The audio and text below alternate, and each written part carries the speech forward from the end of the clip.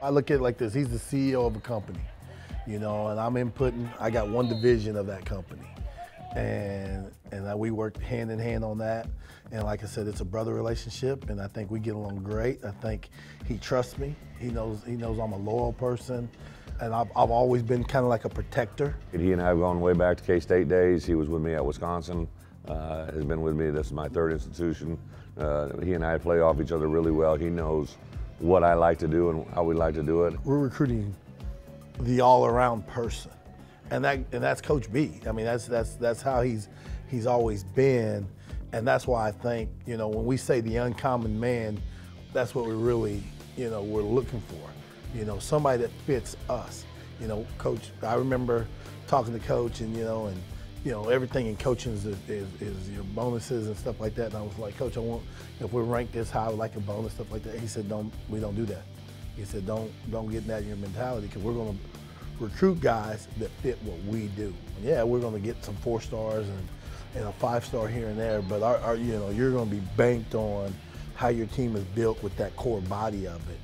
And I think that's why our ranking is kind of where it's at, but it's also why these guys develop, and they're getting to the NFL, they're graduating, like I said, and they're being that total person once they leave here. It's like a lot of times we'll be able to eliminate a player that just isn't going to be able to fit in with our environment. You got to love the game of football. You got to do things right. We're not going to shortcut any corners to get to a win any faster. We're going to do it the right way, and he has an idea of how to eliminate that if that's not going to be the case. In his career, Franks has served as an assistant coach, strength coach, academic counselor, and director of minority relations. He says his experience plays a key role in recruiting.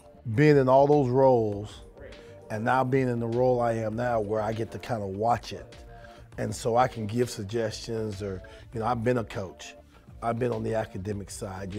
Working small school, you do multiple things. When I worked at Division II level, I had 4 titles.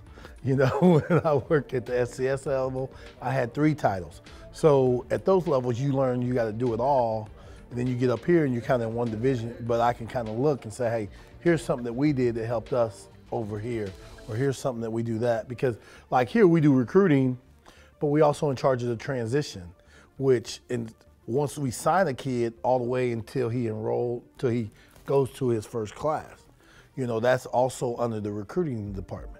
Well, there's a lot of parts with that. There's academics, making sure that they get their transcripts in and things like that. There's also compliance. There's also housing. So it's a big deal. So it's a big pot, I call it. So it's not just recruiting, it's working each with individuals in all those areas. So my past has helped me to understand all those areas. But just like everything else, recruiting is constantly changing. I would say the biggest change in recruiting these days is social media, without a doubt. I mean, it's changed our world, right, in so many different ways.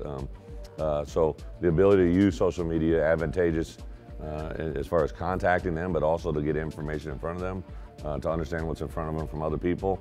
That's a whole new world. Now we're entering a new world where we're going to have early signing. That'll bring about a whole new set of issues, I'm sure, that no one's really even uncovered yet. I used to always say that recruiting is a lot like shaving. You miss a day, everybody knows. And there's a lot to that. I mean, there's so many things you can do in recruiting now every day to kind of get that one more thing in on that specific kid. You always feel you can do more.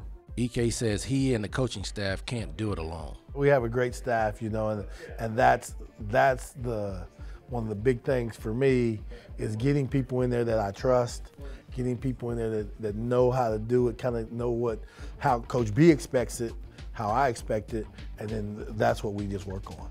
You've seen kids leave other programs because they got their name wrong, or they got this wrong, just on a simple mail out or a graphic that they send, and so you're on it all the time, or missed a birthday, didn't send a birthday card, or some of the reasons that the kids use is interesting.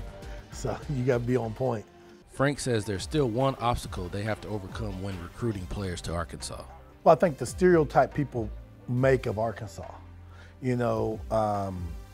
it's you embrace it, but every stereotype they try to make it is where it's all country. and it's not country. It's a diverse state, and I think that's what we have to fight and sell, because a lot of schools like to use that against us. We're more than just country. We like I said, we are diverse. You do have Fortune 500 companies here. It was a reason why I was in the top 5 cities to live in. Fayetteville's a great area. Northwest Arkansas is the best area in America, and I tell people that all the time.